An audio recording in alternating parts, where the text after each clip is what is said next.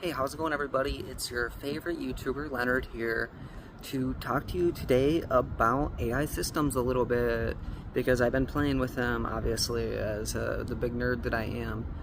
And I have to say, whether it's like things like automatic 1111 with stable diffusion, image creation, or NAN for AI agents and stuff like that, as well as many other tools, it is becoming more and more apparent that a lot of these jobs really probably are going to slowly disappear.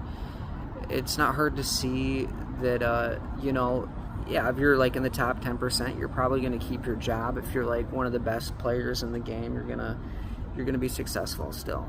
Definitely. Don't get me wrong, but by and far, as it's been stated by many people, low-level positions are going to just disappear.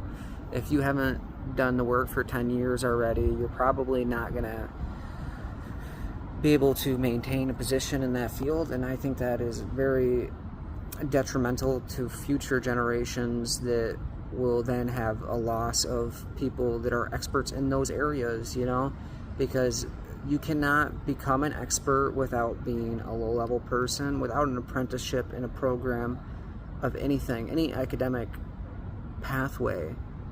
You will never become an expert. People will not be inclined to study those things or invest in those ventures without being able to procure a decent paying job in the field so they can learn better through experiential learning, and that's a problem for society, I think. But that's just me. What about you guys? Do you agree with me or do you disagree with me?